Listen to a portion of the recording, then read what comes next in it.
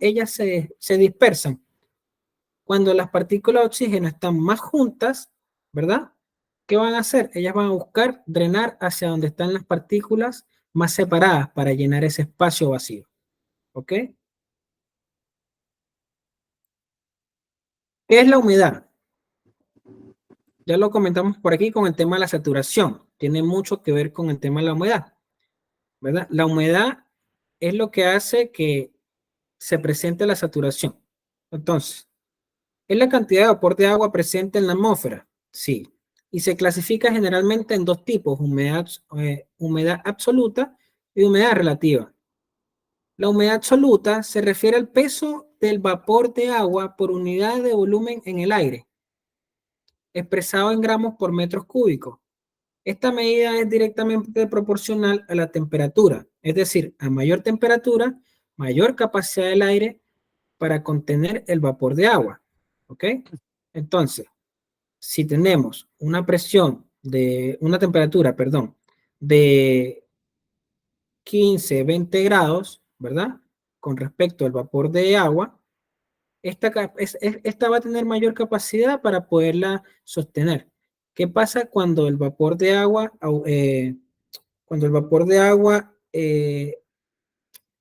queda directamente proporcional con la humedad absoluta? Se genera lo que es la saturación que vimos aquí atrás, ¿vale? La humedad relativa. La humedad relativa es el porcentaje de vapor de agua en el aire comparado con la cantidad máxima que el aire puede contener a una temperatura específica. Por ejemplo, una humedad relativa del 100% indica que el aire está saturado y no puede contener más vapor de agua, lo que puede resultar incómodo para las personas, ¿vale? ¿Qué significa esto? Bueno, lo mismo que les decía. La humedad relativa, al alcanzar el 100%, ya no va a poder aguantar más cantidad de vapor de agua, por ende, va a agarrar y se va a saturar y va a generar una lluvia. Vámonos con la visibilidad. ¿Qué es la visibilidad? Es la capacidad de ver objetos a una determinada distancia. Se considera que la visibilidad se reduce en condiciones climáticas adversas, como niebla, bruma o humo. Por ejemplo, se clasifica la niebla cuando la visibilidad es inferior a 1 kilómetro, mientras que la neblina y la bruma se define según rangos visuales, rangos de visibilidad entre 1 kilómetro o 5 kilómetros. ¿A qué vamos con esto? La niebla, aquí lo vamos a ver al lado. Bueno, más adelante lo vamos a ver para que quede más claro. Pero entre una y la otra, la niebla lo que hace, ¿verdad?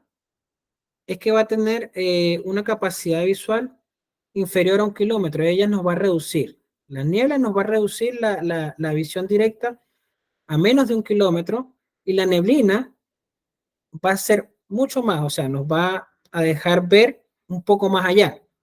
Esa es la diferencia entre ellas dos, que más adelante también lo vamos a poder apreciar un poco mejor. ¿Qué es el clima? Muchachos, el clima es el promedio de los tiempos atmosféricos de un cierto lugar o región. Esta condición está condicionado principalmente por características geográficas del lugar, ¿verdad? Aquí vamos con esto. El clima siempre va a ser así en una región o sector o lugar específico. Por ejemplo, como lo vemos ahí abajo, el clima del Caribe es húmedo y tropical y el clima del desierto es árido y seco, ¿cierto? Esos son los climas que se presentan con mayor tiempo en estas regiones, ¿verdad?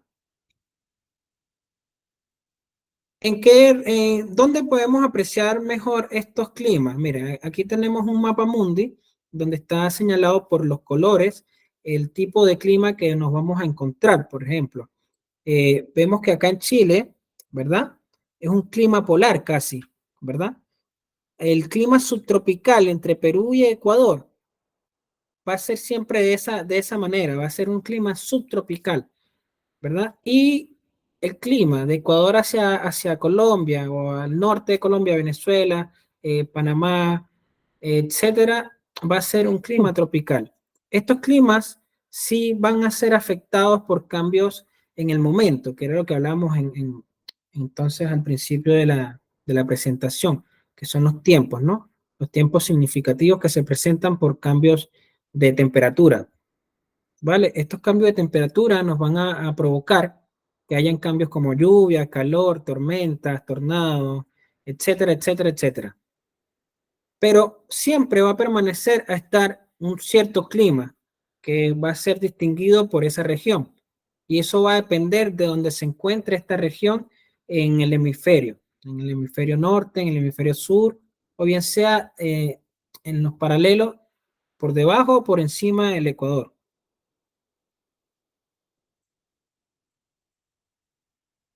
La atmósfera y cómo está compuesta. La atmósfera está compuesta principalmente de nitrógeno, un 78%. Esto es pregunta, muchachos, para el examen, ¿vale? La atmósfera está compuesta principalmente del nitrógeno, que abarca un 78% en su volumen. O sea, prácticamente el planeta Tierra tiene más nitrógeno que oxígeno, ¿no? Para que tengan en cuenta. Y un porcentaje de 21% de oxígeno y un 1% de otros gases como el argón, ¿verdad? Que equivale al 1%. El argón y otros gases menos, como te digo, como le digo, que están ahí, pues, presentes. Debemos tener en cuenta que que las operaciones aéreas civiles se llevan a cabo dentro de la troposfera y en la parte baja de la estratosfera. Esto también, muchachos, es pregunta para el examen. Nos preguntan ahí, ¿en qué parte se desarrollan los vuelos de drones o la mayor cantidad de vuelos? Y la respuesta es la troposfera, ¿vale? Para que lo noten. Vamos con la atmósfera ISA. ¿Qué es la atmósfera ISA? La ISA es la atmósfera estándar internacional. Definida, la definición de la ISA es un modelo de referencia de la atmósfera utilizada para calibrar los instrumentos de aviación, basándose en valores promedio de temperaturas y presión a diferentes altitudes. ¿Vale? ¿Qué podemos decir? Entonces, el ejemplo de los valores estándar a nivel del mar son los siguientes. 1013,25 hectopascales. Esto también es pregunta para el examen, ¿verdad? Nos dicen, ¿cuál es la presión a nivel media del mar? Perdón, la temperatura. En la pregunta para presentar la prueba de drones, ¿ok? Nos van a preguntar cuál es la temperatura correspondiente a nivel medio del mar, la temperatura estándar. Y la respuesta son 15 grados centígrados, ¿ok? Pero para que lo tengan en cuenta, no solamente se toman los 15 grados centígrados, sino que también se ve por el tema de la presión, 29,92 pulgadas de mercurio o 1013,25 hectopascales, muchachos. Anoten esos tres datos ahí y lo que significa la atmósfera ISA. Ok, seguimos. Como les comentaba, la composición de la atmósfera está compuesta por varias capas y subcapas. Ok, en este caso vamos a ver cuáles son las 5 capas que conforman la atmósfera, dentro de las cuales se encuentran la troposfera, la estratosfera, como les comentaba, aquí se ve en el dibujito el avioncito, ¿ok? Donde en esas dos capas es donde se va a desarrollar la mayor cantidad o el total de las operaciones aéreas. Porque más arriba ya estamos hablando de que es la mesósfera, la termósfera y la exósfera. Como se dan cuenta aquí, ya de ahí para adelante, bueno, por arriba de la estratosfera pueden ver esta línea más gruesa blanca, que es la capa de ozono. Esa es la capa que nos cubre directamente de los rayos solares. A pesar, a pesar de que está esa capa, ¿verdad? No solamente nos cubre los rayos solares, sino de los meteoros que quieran ingresar al planeta Tierra. A través de la temperatura que se encuentra ahí a esa altitud, ¿verdad? Estos meteoros son descompuestos, en pocas palabras, se destruyen porque no alcanzan a ingresar a través de ella. Al igual que el tema de los cohetes espaciales, podemos darnos cuenta, apreciar en la imagen, que en la termósfera se desarrollan lo que son estos tipos de vuelos espaciales y mucho más arriba, en la exósfera, que está mucho más lejos, imagínense, a 600 kilómetros de altura. Pueden apreciar que se encuentra un satélite por allá arriba dando vueltas. Entonces, pregunta para el examen. ¿En cuáles capas o en cuál es la capa en la cual se desarrollan los vuelos de drones o vuelos civiles? ¿Verdad? La respuesta es la troposfera, es la capa más baja de la atmósfera, ¿ok? Y bueno, también en otras preguntas también sale estratosfera, pero no nos vamos a meter con eso. Solamente para temas de examen, la respuesta es troposfera.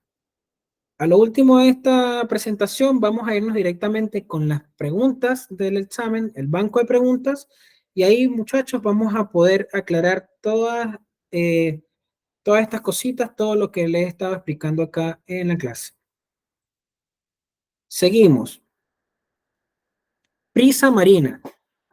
La brisa marina de día y de noche. ¿Qué podemos decir con respecto a la brisa marina?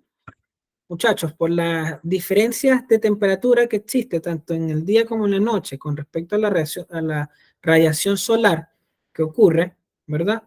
Esta radiación solar por el día calienta, eh, calienta lo que es la temperatura del mar.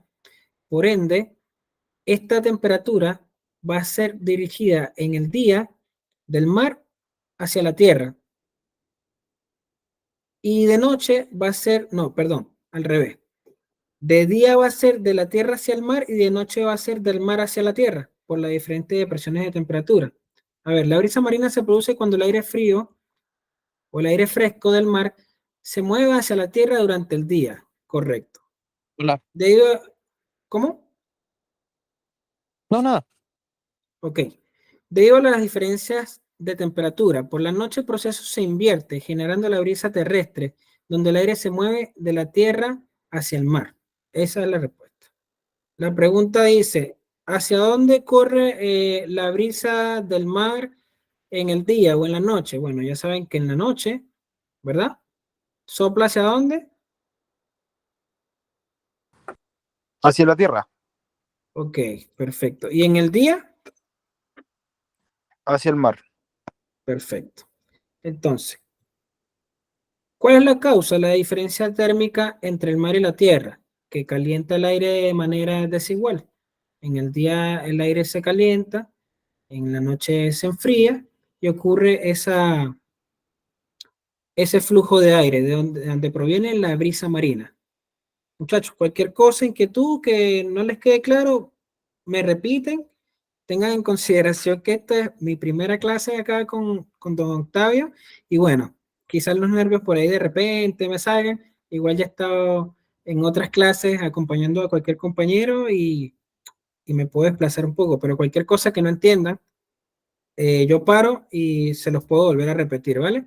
O si ven que estoy errado en algo de repente, también aprendemos de los errores, me pueden indicar y bueno, ahí seguimos la clase. Sigamos Gracias, con las Alito. precipitaciones. Oh, perdón, hasta el momento está todo súper claro y impecable, así que dele nomás, súper bien. Vale, don Octavio, muchas gracias. Vamos a seguir aquí, muchachos, con lo que son las precipitaciones. Ok, las precipitaciones son el resultado de la condensación del vapor de agua en la atmósfera, que cae a la superficie terrestre debido a la gravedad. Para que ocurra, se necesitan lo siguiente. La saturación del aire. Era lo que yo les decía al principio de la presentación. El aire debe estar saturado de vapor de agua, o sea, esa masa de aire que se encuentra ahí, ¿verdad?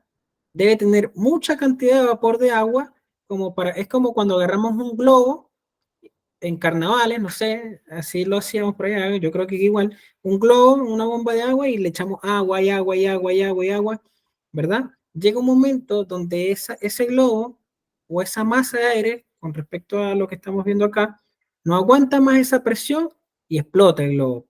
A lo que explota, ¿verdad? Es cuando se generan las precipitaciones. Entonces, una de las principales consecuencias o los requisitos para que se generen estas precipitaciones, por una parte, es la saturación del aire. No aguanta más el vapor de agua y lo drena. La condensación, como número 2. El vapor se condensa en gotas de agua que crecen hasta ser lo suficientemente pesadas para caer. Es lo mismo. El vapor de agua que se encuentra en una masa de aire se va condensando, se va llenando, se va engrosando más esa gotita de agua hasta que ya no se puede mantener. Si ustedes preguntan las nubes, que ya lo vamos a ver más adelante, las nubes que vemos ahí colores blancas en el fondo de esta presentación son partículas de agua que se encuentran ahí. Son partículas de agua que se encuentran flotando en la atmósfera, ¿verdad? Que están semi congeladas, enfriadas. Pero ¿qué pasa cuando el vapor de agua alcanza la cantidad absoluta de esta masa de aire? Esas gotitas ya no aguantan más la presión y se van para abajo, generando así también las precipitaciones. Como número 3, tenemos las temperaturas adecuadas. Para la lluvia, las temperaturas deben estar por encima del punto de congelación. Era lo que le estaba comentando, en las capas de la atmósfera cercanas al suelo. Las formas comunes de precipitación incluyen lluvias, nieve y granizo, entre otras. ¿Ok? Entonces, bueno, ya les comenté, las gotitas que se están ahí volando, ahí estables, se calientan, ¿verdad? A través de la condensación se generan estas gotitas de agua, se enfrían, se calientan, se enfrían, pero para todo esto es necesario, ¿verdad? Un perfecto nivel de la temperatura y la condensación. Pues son papeles muy importantes que juegan ahí para la formación de las precipitaciones. Vámonos con la niebla. Esto también es pregunta para examen. La niebla se forma cuando el aire cerca del suelo se enfría por debajo del punto de rocío. Ahorita más adelante vamos a ver qué es el punto de rocío. Haciendo que el vapor de agua se condense en pequeñas gotas, lo que reduce la visibilidad a 1000 o menor de 1000 metros. ¿Ok? Entonces, suele formarse en las noches claras y frías o en áreas donde hay una mezcla de aire caliente y frío. Esta se distingue de la bruma por la humedad y el color gris. Entonces, muchachos, cuando la temperatura del ambiente se iguala con el punto de rocío, que ahorita lo vamos a ver, ¿verdad? Esta masa de aire que se encuentra ahí flotando, siempre vamos a estar trabajando con masas de aire, ¿ya? Entonces, estas masas de aire, ¿verdad? Que se encuentran ahí, esta humedad que se encuentra ahí, se va a enfriar. Cuando esta humedad se enfría, ¿verdad? Ella se vuelve visible, de tal modo que se convierte en la neblina. Es como lo que vemos en las mañanas. En las noches hace frío, después la humedad que se encuentra en la superficie se condensa, ¿verdad? Ocurre un ciclo de condensación con la humedad en el ambiente y esa humedad donde se pone más, esas gotas de agua se ponen más llenas, o podríamos decirlo desde un punto de vista así, o sea, se llenan más esas gotitas de agua, la visibilidad va a ser mayor. Es como cuando congelamos un vaso de agua, el mismo ejemplo que les colocaba. En la nevera va a ser transparente, pero después al estar congelado, esa capa de hielo no nos va a permitir la visibilidad hacia el otro lado. Es lo mismo que sucede acá. La neblina, también es pregunta de examen, muchachos. La niebla es una condensación visible en el aire, en el suelo o cerca de él. Una nube terrestre o baja. Está compuesta por pequeñas gotas de agua o climas más fríos, cristales de hielo. O en climas más fríos, cristales de hielo, perdón. La niebla no es precipitación, aunque en las condiciones adecuadas puede producirse una precipitación o llovizna. Lo mismo, muchachos, al calentarse, después que están enfriadas estas gotas de agua, después se calientan, se satura esa masa de aire y se convierte en llovizna. Implica visibilidad mayor a 1000 metros, pero no superior a 3000. Esa va a ser la diferencia entre la niebla y la neblina. La neblina, que lo puse mal ahí, la niebla, perdón, nos va a reducir la visibilidad a menor de 1000 metros o hasta 1000 metros. Y la neblina nos va a permitir ver un poco más allá, quizás el doble, hasta 3000 metros. ¿Ya? ¿Cuándo es neblina o niebla? Porque son muy parecidas. Las dos son, si pueden ver ahí el fondo de esta imagen, ven que hay un avión aterrizando y está reducida la visibilidad por neblina. se ve un poco más allá de la pista. En cambio aquí la pista se ve mucho menos. Si alcanzan a percibirla ahí, muchachos, don Nelson, don Javier.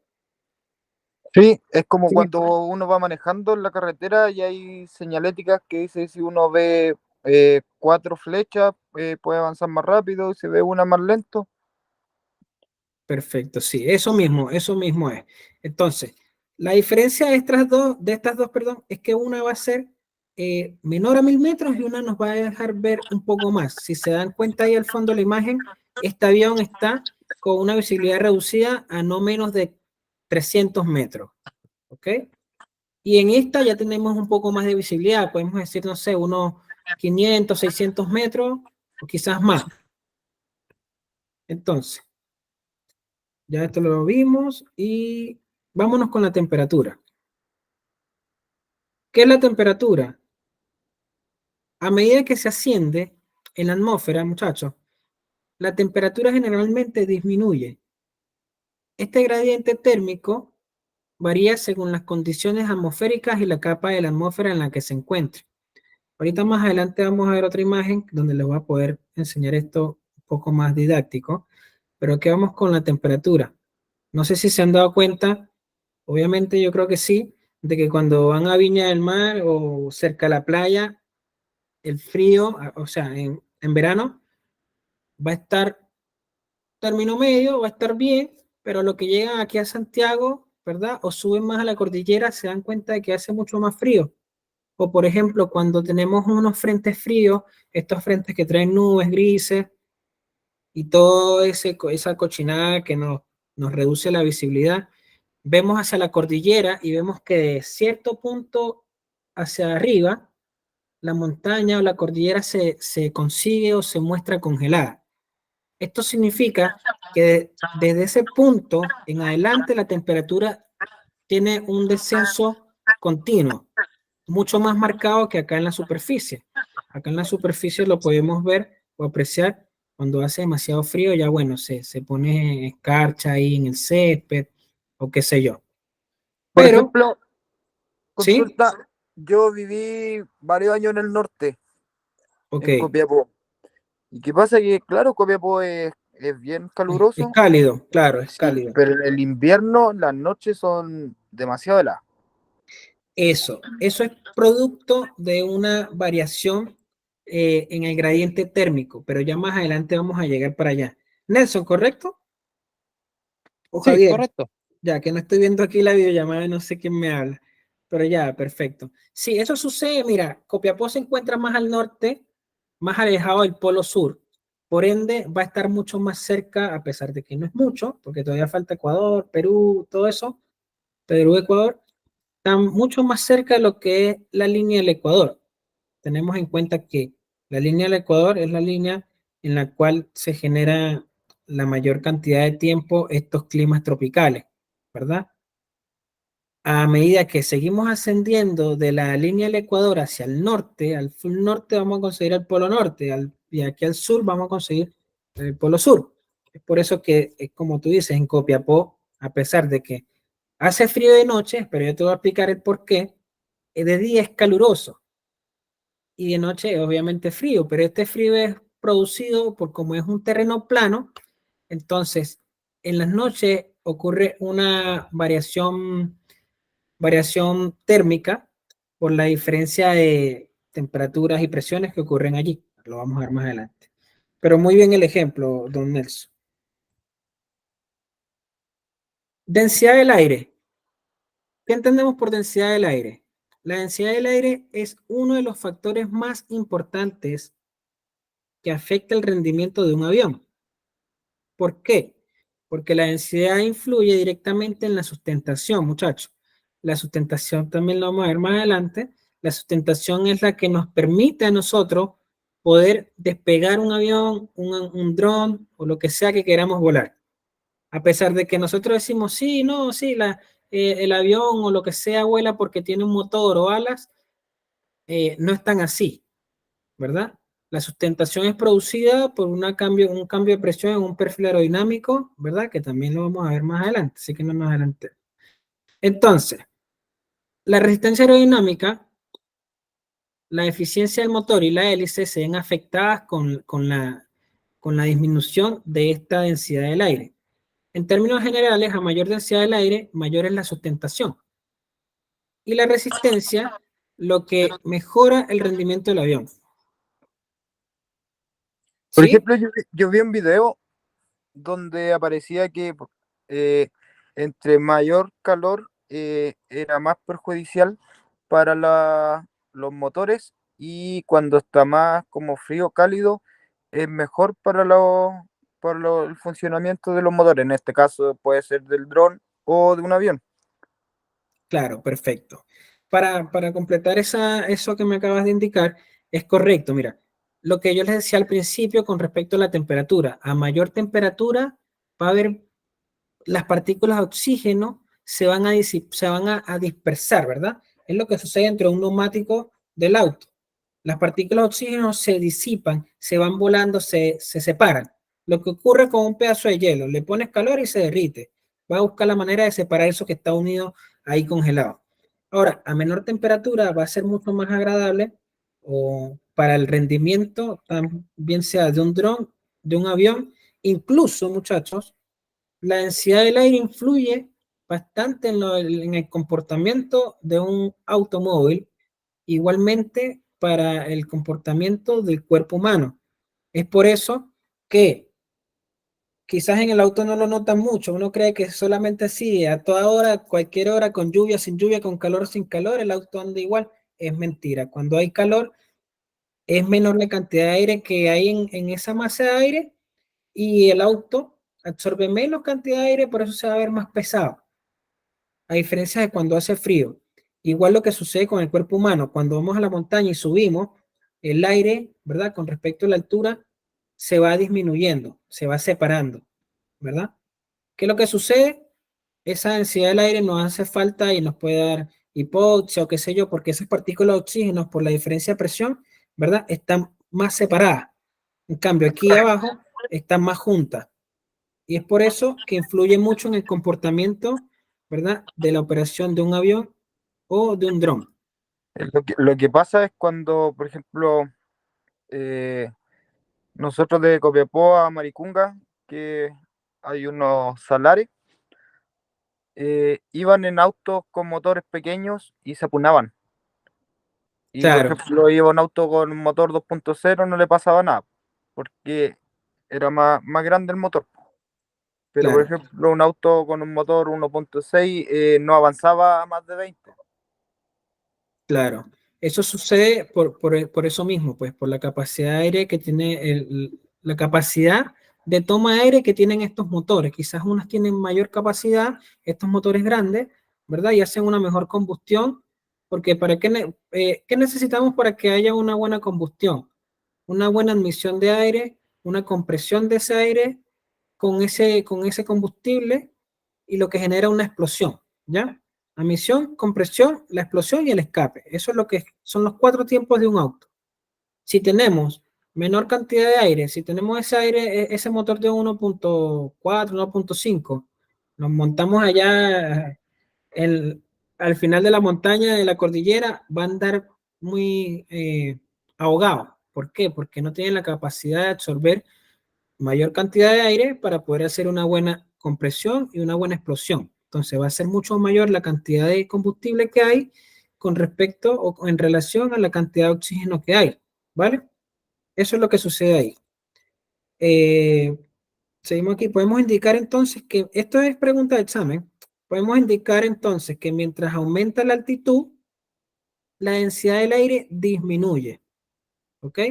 Anótenlo que más adelante lo vamos a ver en las preguntas. Mayor ¿cómo dice? Al aumento de la altitud, la densidad disminuye. Disminuimos la altitud, la cantidad de aire aumenta, ¿vale? Es por eso que a mayores altitudes necesitamos una potencia mucho más rápida para que se pueda generar esa, esa sustentación en los planos, ¿ok? Ahí vamos a verlo más adelantico, muchachos. Causas principales que originan la turbulencia. Vámonos con la turbulencia. En realidad una turbulencia, muchachos, la causa muchos aspectos, muchos factores juegan ahí para que se generen las turbulencias. Pero les voy a mencionar dos que son súper importantes acá. Una de esas, ¿verdad? Son las turbulencias de aire claro. Estas ocurren a grandes altitudes por encima de los 15.000 pies y puede ser difícil de detectar sin radar. Es común en los cielos despejados y puede suceder repentinamente. ¿Ok? Eso cuando vamos volando para Argentina o para Brasil y cruzamos la cordillera, esas turbulencias que hay por ahí son turbulencias de aire claro. Ahora, yéndonos un poco más acá abajo a la superficie, las turbulencias térmicas son las principales que se ven por ahí a menudo en la operación, bien sea, o vamos a hablar más directamente de los drones, ¿verdad? Se ven afectados más los drones por este tipo de turbulencias térmicas. ¿Y qué es lo que es una turbulencia térmica? ¿O cómo se asocia? Se asocia a un fenómeno convectivo, el cual, cuando el aire caliente y húmedo asciende, especialmente durante climas cálidos, creando nubes y tormentas, ¿ok? Se generan este tipo de turbulencias térmicas, que son llamadas convectivas. Entonces, también por ahí hay otra pregunta de, de cómo se generan las turbulencias. Y las turbulencias se generan o están asociados a cambios de corrientes convectivos. ¿Qué es lo que es? Entonces, es un cambio en la temperatura del aire frío y caliente, el cual uno quiere subir, uno quiere bajar, chocan entre sí y de ahí se disparan para todos lados generando una turbulencia térmica. No lo copié por acá, muchachos, pero también se encuentra lo que es la turbulencia mecánica. Es muy importante la turbulencia mecánica. Era la que en realidad les iba a comentar. La turbulencia mecánica, nada más y nada menos que es producto del choque del viento con la superficie o del roce del viento con la superficie. Por ejemplo, en un solar, por allá arriba al norte de Santiago, donde vive don Nelson, don Javier.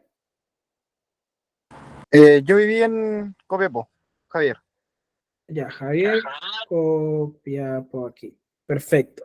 Por allá me imagino que experimentaba a diario lo que eran estas brisas que eran súper rápidas, pues, donde es súper plano la región, hay mucha más cantidad de brisa que azota, ¿no?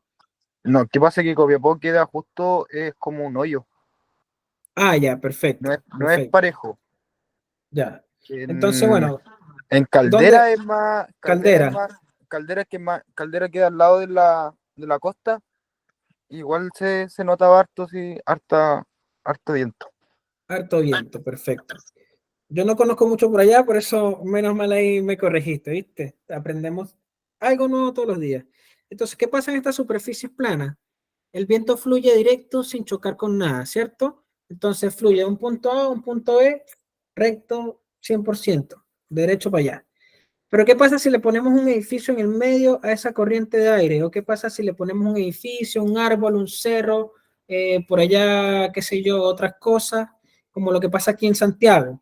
Aquí en Santiago, ¿verdad? Hay muchos obstáculos por todos lados y esas brisas que bajan del cerro, ¿ok? Chocan con todos estos contornos y nos generan las brisas, perdón, las turbulencias mecánicas. Entonces, en pocas palabras, muchachos, la turbulencia mecánica es aquella que se genera por el roce del viento con la superficie. Pregunta para examen. ¿Ya? No está ahí, pero ahí está la explicación. Vámonos con el techo de las nubes. Don Octavio, cualquier cosa que usted vea por ahí, también alce la mano y aquí estamos pendientes. Yo De ahí acuerdo. lo Estoy aquí acomodamos. pendiente súper bien. Debe nomás, compadre. Cualquier cosita y Ya, le aviso. ok. Muchachos, vámonos con el techo de las nubes. ¿Y qué es el techo de las nubes? ¿O a qué se refiere? Bueno, el techo de las nubes, ¿verdad? Como lo dice ahí claramente, es la altura de la base de la capa más baja de las nubes, que cubre más de la mitad del cielo, es decir, más de 4 octas. Ahorita más adelante también vamos a ver las octas, cómo están dispersas o desarrolladas las nubes en la atmósfera, ¿verdad? Esta medida es crucial para la aviación, ya que indica la visibilidad y las condiciones del vuelo. Por ejemplo, se considera que el techo es ilimitado cuando las nubes son altas. Podemos tener nubes, pero son muy altas, ¿verdad? Y esas nubes no nos van a afectar con la navegación visual. Tenemos en cuenta que para nosotros poder operar los drones, vamos a hacerlo a través de qué condiciones, muchachos. ¿Alguien que me lo diga? ¿Don Javier o don Nelson? Hay que, para operar el dron, hay que mantenerlo visible siempre. Ok, ¿y qué reglas de vuelo son esas? Veloz, ¿es correcto? Sí, exacto. Perfecto. Entonces, para poder mantener estas reglas de vuelo veloz, es necesario tener en cuenta de cómo se encuentran las nubes con respecto a la superficie. Si vemos que tenemos muchas nubes, o que son nubes bajas, nos va a interferir con la operación de nuestro dron o de nuestro vuelo que queramos efectuar, ¿vale?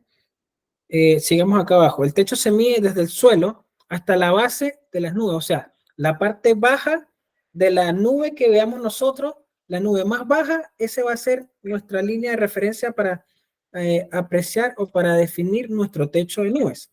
¿Ok? Y es importante para los informes meteorológicos como los METAR. También está más adelante. Los METAR, para que lo tengan en cuenta, son reportes meteorológicos de una estación, de un aeródromo, de un aeropuerto. ¿Ok? Y estos METAR son sumamente importantes para nosotros poder verificar y tomar conocimiento de las condiciones meteorológicas que se van a efectuar en un tiempo determinado. ¿Ok? Eso tiene una validez. Ya más adelante lo vamos a ver, no nos adelantemos. Pero es muy importante saber eso, que a través del METAR nosotros vamos a poder apreciar si el techo de nuestras nubes se encuentra por arriba de los límites mínimos para nosotros poder operar o poder realizar un vuelo. ¿Ok? Que hay, entonces decimos que el METAR ayuda a los pilotos para planificar despegues y aterrizajes seguros. El instrumento que se utiliza comúnmente para medir esta altura es el seilómetro. Es un instrumento ahí un poco de agujas y cositas que dispara un rayo láser hacia la superficie más baja de las nubes y nos va a indicar la distancia que se encuentra entre la superficie y esta capa inferior de las nubes, más cercana. Entonces, es como hay unos metros, no sé si los conocen, para medir distancias horizontales, que es con láser. Uno los apunta hacia un punto específico y ahí te va a decir cuál es la distancia que hay de entre un punto A a un punto B. ¿Alguna duda, muchachos, con el techo de nubes? Negativo, perfecto. Aquí podemos apreciarlo de manera visual. Tenemos un aeropuerto y tenemos unas nubes que se encuentran por ahí a 5.616 sobre el nivel del mínimo sea el level, el nivel mínimo del mar, o sea, con respecto a la elevación del mar. Entonces, esta línea que ustedes ven ahí, ese va a ser el techo de nubes. Eso puede estar más arriba, más abajo, si se dan cuenta hay otras nubes, pero no son tomadas en consideración porque habíamos dicho que nuestra base, nuestro techo de nube es la distancia vertical entre la superficie y la nube más baja. Ese es el techo de nube. Bueno, nos vamos con qué es una nube. Las nubes son acumulaciones de partículas de agua, como se los comenté al principio, o cristales de hielo suspendidas en la atmósfera. Aquí está la definición más concreta. Se forman cuando el aire húmedo se eleva, se enfría y se condensa. Las nubes se clasifican según su altitud. Tenemos nubes altas, nubes medias y nubes bajas. Y su forma. Entonces tenemos dos maneras de saber, según su altitud y según su forma. Por ejemplo, tenemos las cirros, los cúmulos y los estratos. Dentro de cada una de estas que les acabo de mencionar, se subdividen en cirros, cirrocúmulos, cirroestratos, cirroformes, cúmulos, cúmulos nimbus, cumuliformes, estratos, etc.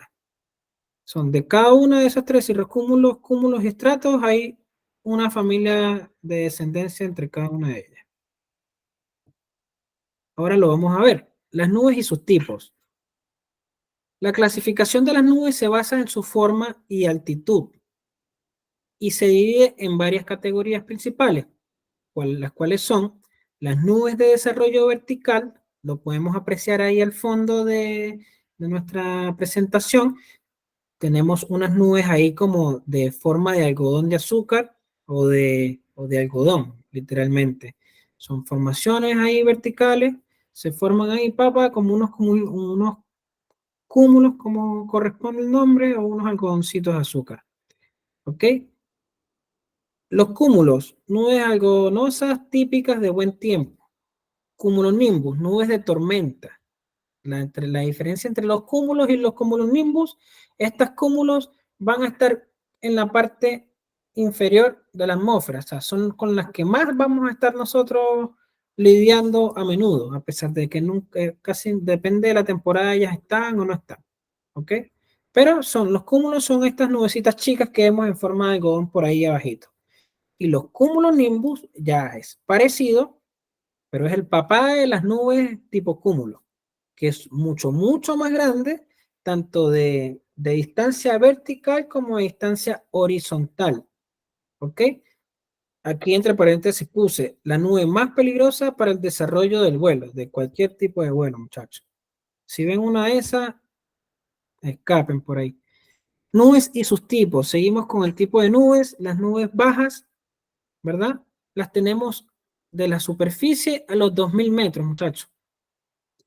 Igualmente lo puse. Los estratocúmulos, capas grises que no generan lluvia. Son esos algodoncitos de azúcar que les comentaba. Los estratos cubren el cielo a menudo con lloviznas. Son más propensas a encontrarse cerca de la superficie. ¿Ok? Nubes medias, muchachos. Las nubes medias las vamos a conseguir entre los 2000, es la que le sigue el siguiente nivel. Entre las 2000 y las 6000 metros de altura. ¿Cuáles son? Los altocúmulos, que son masas de agua, pueden generar lluvias. Ahí en el fondo igual puse una playita que se ve más buena y también están las nubes, ¿verdad? Que se ven un poco más altas que las de la imagen anterior que se ven ahí. Si ven aquí abajo la superficie y ven las nubes que están ahí, casi que uno las puede tocar, ¿no? Bueno, estas no, estas se ven mucho más altas y estratificadas. Los altoestratos son capas que permiten ver el sol, o sea, son igual nubes tipo algodón, pero igual te permiten el ingreso de rayos solares. Los nimbostratos son nubes grises que producen lluvias continuas.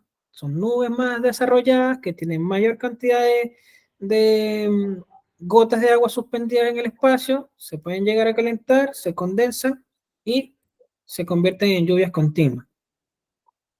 Tenemos las nubes altas, ya aquí podemos ver unas nubes al fondo del paisaje que son mucho más altas que cualquiera de las otras dos que vimos ahora.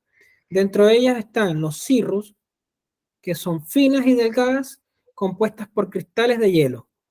Cirrocúmulos son pequeñas masas que parecen motitas. Y los cirrostratos, aspecto de velo, pueden formar halos. Halos son estos que se ven así, no sé, como las colas de caballo, así, que se ven así, muy súper arriba, arriba, arriba. Ya lo vamos a apreciar acá. Entonces, esto es lo que yo les comento que parece una cola de caballo, que eran las últimas que les comentaba, son las nubes más altas. Vamos a empezar desde aquí abajo, ¿verdad? Que son las nubes bajas, los estratocúmulos, los nimbostratos. Ya aquí pasamos a las nubes medias, altos cúmulos, que son igual como parecen algodón, todas parecen algodón en realidad, ¿no? Pero depende de la altitud. Los altos stratos, pasamos a las nubes más altas, que son los cirrostratos, los cirrocúmulos y los cirros, que se los comentaba de último. Del lado derecho vamos a ver lo que son los cúmulos y las nubes que son perjudiciales para la salud, para la gente que anda por ahí volando.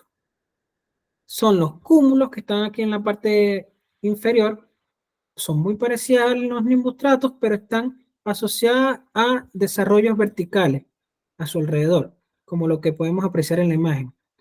¿Ok? Son nubes de desarrollo vertical y envolventes. Y están los cumulonimbus, que ya es la nube generada como tal desde la superficie hasta la parte superior de esta nube. Dentro de esa nube vamos a conseguir lo peor que nos podamos topar en el camino. Granizo, tormenta, turbulencias de aire claro, turbulencias convectivas, aires que van para allá, eso ahí adentro parecen átomos, todos están chocando entre todos y pasar por ahí es una desgracia en realidad. Muchachos, ¿alguna duda con las nubes?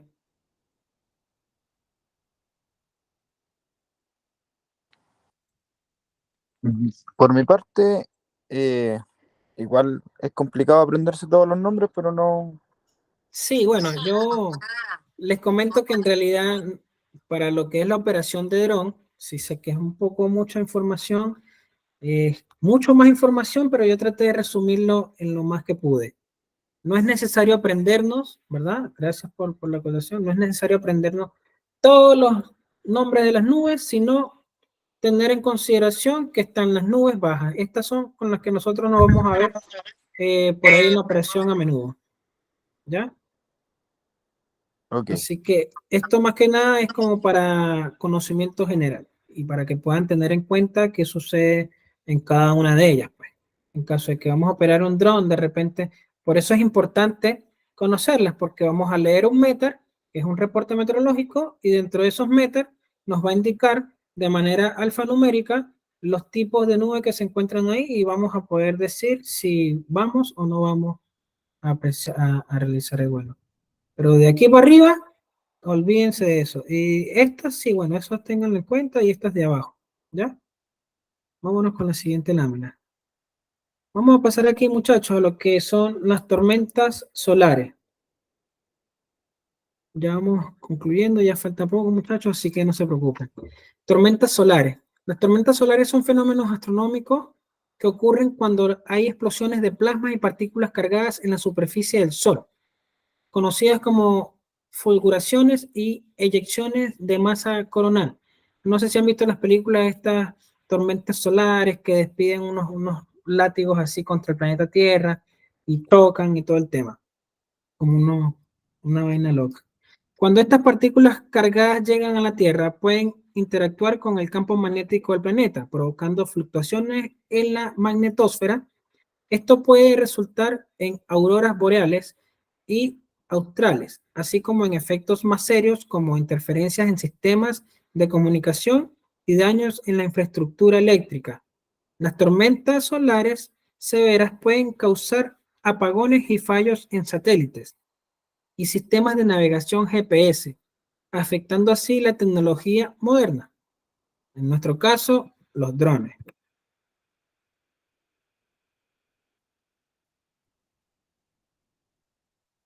Aquí tienen una tormenta solar, muchachos. Se despliegan esos rayos para acá, salen disparados contra el planeta Tierra y por ¿cómo se llama? Por esta capa que nos rodea a nosotros, que se me fue el Magnetosfera. nombre, la magnetosfera, claro, gracias. Por la magnetosfera, ella nos cuida de la mayoría de estas tormentas solares, pero en algunas ocasiones estas tormentas o algunos de estos rayos solares terminan impactando directamente dentro de la atmósfera, lo que así ocasiona este problema con los GPS y con las señales satelitales, ¿ya? Es por eso que también tenemos que chequear el índice KP. ¿Y qué es lo que es el índice KP? El índice KP mide la actividad geomagnética en la Tierra, que es un indicador de tormentas solares o alteraciones en el campo magnético terrestre. ¿Ok? Un alto índice de KP, muchachos, puede afectar negativamente a los drones de varias maneras. Una de ellas es la interferencia en los sistemas de navegación, que es el principal problema. Los drones dependen de sistemas como el GPS y las brújulas digitales para navegar con precisión. Lo podemos hacer, ¿verdad? Podríamos navegar, pero si no tenemos estas precisiones de GPS, podríamos perder el dron o perder la señal de nuestro dispositivo. ¿Ok?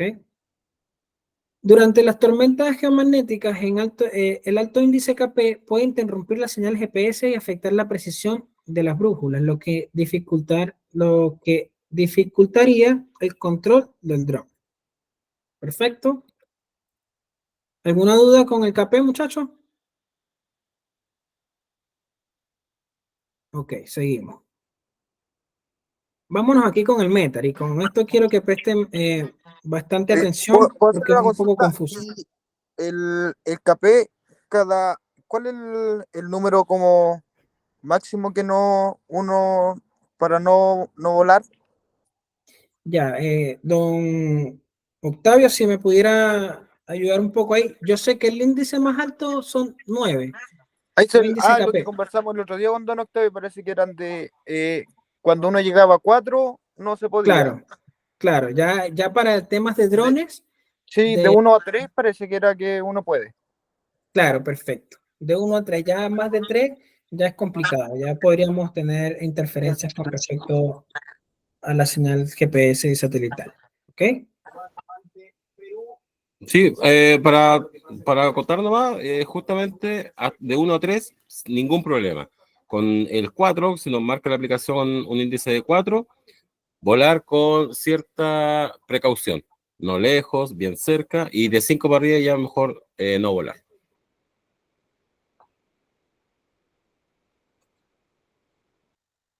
Ok, perfecto, don Octavio. Entonces, bueno, ya tenemos entonces anotadito por ahí, de 1 a 3 no tenemos problemas, de 3 a 4 ya con precaución y ya después de 5 negativo, no podemos volar. Ahora sí, muchachos, vámonos con el METAR, ¿ok? El METAR, como les comentaba, muchachos, es un reporte meteorológico en un momento determinado de un aeródromo en forma alfanumérica, era lo que yo les comentaba al principio. ¿Por qué es un momento determinado? Porque este reporte tiene una validez de 2 horas. Tiene una validez de 2 horas, pero se emite cada 1 hora. Alguien, bueno, se lo voy a explicar para no alargar más la clase. ¿Por qué tiene una validez de 2 horas y se emite cada 1 hora, muchachos? Por la simple razón de que hay veces que por X o Y circunstancias, ese reporte que se iba a generar en la siguiente hora no se generó, se fue la luz, la persona que se encarga de generar este reporte se tardó mucho o X o Y circunstancias, se sigue manteniendo la validez, ¿verdad? Porque tiene una validez de 2 horas. Se emite cada 1 hora, ¿verdad? Puede ser modificado a la siguiente hora, pero en caso de que haya algún inconveniente o sigan las condiciones como se vienen viendo, se va a mantener por 2 horas válido este reporte. Aquí abajo, muchachos, vamos a ver un ejemplo de lo que es el METAR. El METAR, como les decía, es un reporte de las condiciones meteorológicas, en este caso de Sierra Charlie de Colima. Sierra Charlie de Colima se trata o nos está indicando el reporte de Arturo Merino Benítez, el cual tenemos ahí indicación de dirección del viento, la velocidad del viento, perdón, tenemos también indicación antenada del día y la hora. Después viene el viento, después la visibilidad, el tipo de nubes, más nubes, temperatura, punto de rocío, presión atmosférica y cambio significativo.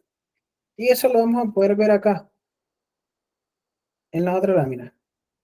¿Qué son los métodos? Están formados por diferentes bloques, cada uno de ellos asignados a un fenómeno meteorológico, como por ejemplo viento, nubes, temperatura o presión atmosférica, entre otros. Pero no te preocupes, a continuación abordaremos la estructura del método bloque a bloque para que lo entiendan fácilmente, muchachos. Esto es importante. Para nosotros poder descifrar un METAR, necesitamos tener en cuenta, por eso les decía la importancia de saber qué tipo de nubes íbamos a conseguir. Obviamente que aprendérselas de un día para otro no es posible, porque a mí me pasó. Tuve que estudiar y estudiar hasta que todavía se me olvidan algunas, pero recuerdo las más importantes. Entonces, ¿cuáles son las que tenemos acá? Acá nos indican las octas que les comentaba desde un principio. Las octas, señores, el cielo está dividido en octas.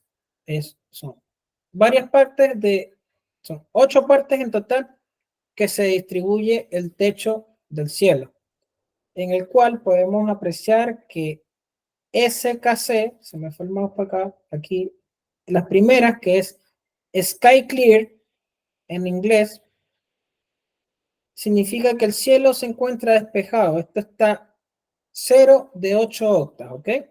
No hay ninguna nube. Vemos para el cielo y está todo azul. Nos conseguimos después con la few. La few es como decir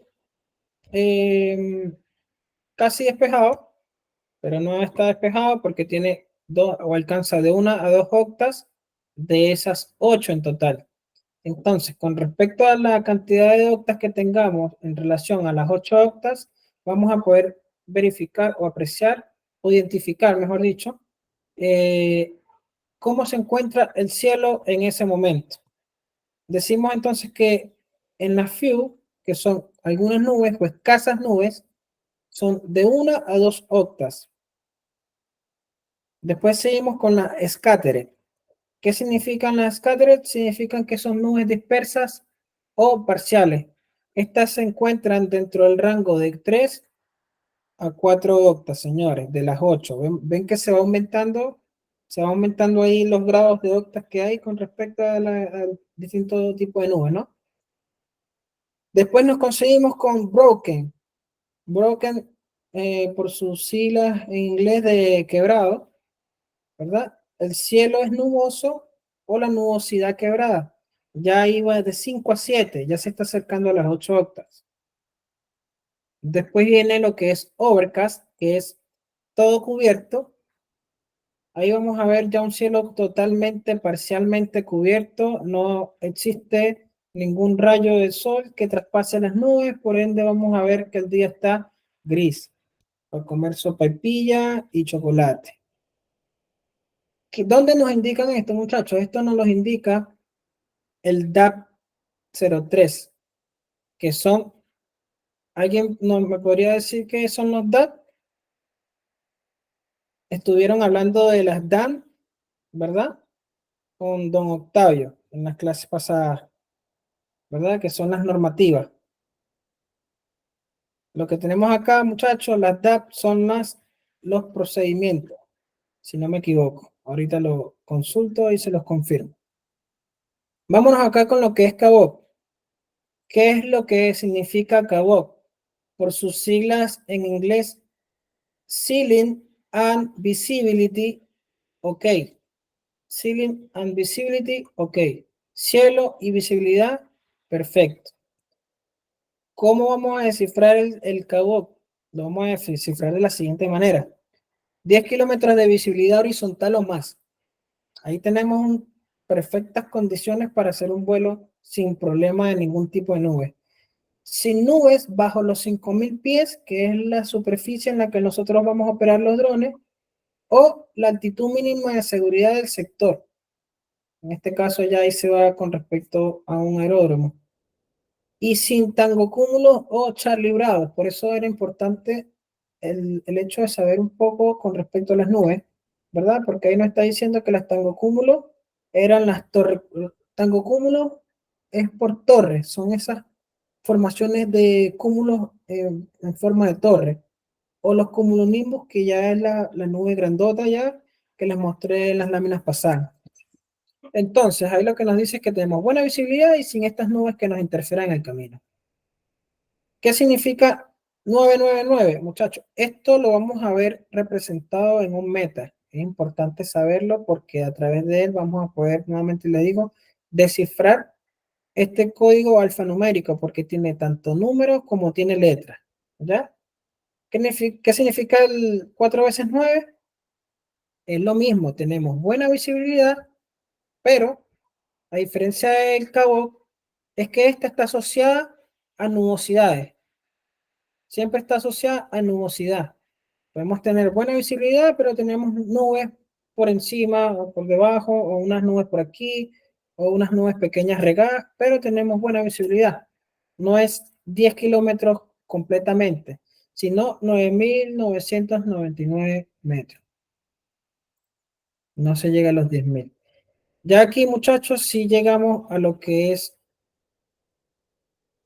el METAR y está por colores para poderlo descifrar. Entonces, vemos que esto es un reporte de dónde, don Nelson, si me pudiera ayudar, el Sierra Charlie de Colima o esto. lo comenté en las láminas pasadas. ¿A dónde pertenecen estas? Don Javier. Al Arturo Merino Benítez, que es Perfecto, el aeropuerto. es correcto. Entonces, ¿por qué no sale aquí? Nosotros queremos volar ahí por ejemplo, yo estoy aquí en Santiago y quiero ir a volar ahí en La Moneda, que no se puede volar ahí, o quiero ir a volar a cualquier otro lado. Yo tengo que buscar el reporte meteorológico del aeródromo que se encuentre más cercano para yo poder tener más certeza de las condiciones que se encuentran ahí en ese periodo corto de tiempo de 1 o de 2 horas. En este caso, yo les voy a dar el ejemplo de Arturo Merino Benítez, ¿verdad? Que está descifrado por colores. Nos vamos al primer color y es el tipo. ¿Cuál es el tipo de reporte? Es un METAR. Existen dos. Existe el METAR y existe el SPECI. No les voy a hablar del SPECI porque lo principal que van a ver es esto. ¿Ok? Entonces, el METAR es el tipo del reporte. Rutina o especial. Normalmente el de rutina es el METAR y un reporte especial es este SPECI, que en pocas palabras, para que lo tengan en consideración igual, es cuando salió este METAR a cierta hora, pero de repente cambió las condiciones del viento, la dirección, la intensidad y ¡pum! Salió un SPECI que reemplaza al NOTAM, al METAR, perdón. Eso es el SPECI y ese es el METAR. Son reportes o de rutina o reportes especiales. Seguimos con la estación. Como lo comentaba, este siguiente color, el naranja, nos habla de lo que es la estación, ¿verdad? Arturo Merino Benítez, como se los comentaba ahí. Vamos a buscar una cosita por acá. Ok. Seguimos con el verde, muchachos, que son estos numeritos que están acá, que nos indican la fecha y la hora. Del primero al segundo dígito, que son estos dos, ¿verdad?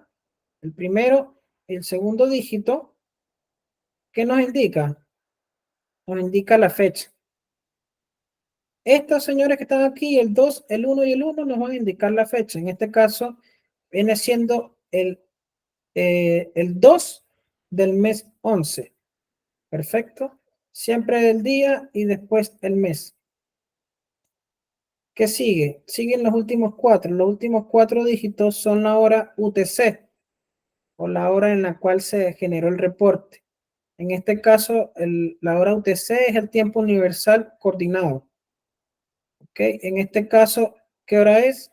Son las 20:00 horas Zulu.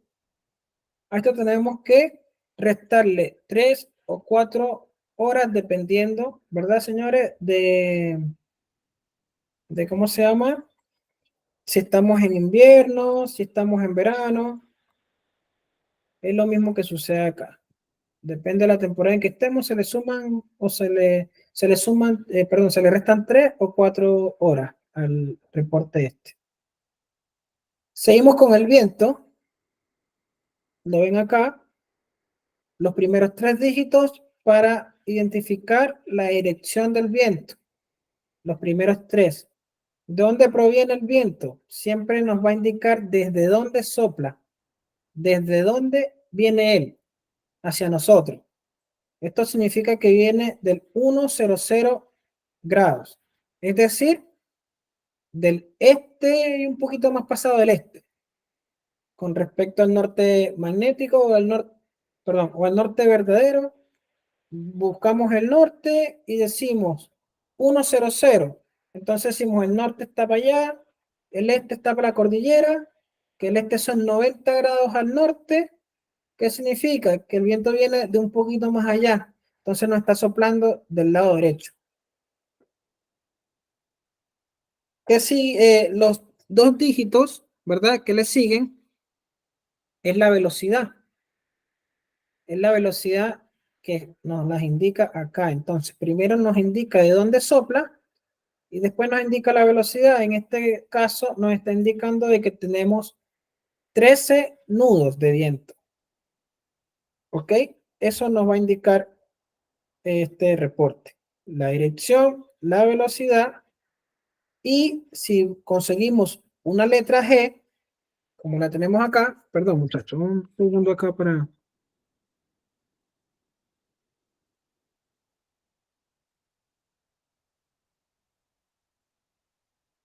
Un segundo, ya.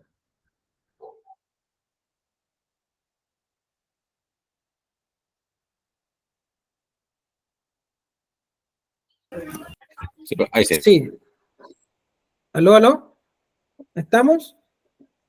Muchachos, vamos a hacer una pausa aquí si quieren. Nos tomamos 2, 3 minuticos y seguimos, ¿les parece? Ok, de acuerdo. Ok, Ya, perfecto. Ahí volvemos después con todo esto. Vale, son las 10:29, a las 10:35 minutos. Volvemos. Dale, Víctor, muchas gracias. De Vale, acuerdo. vale.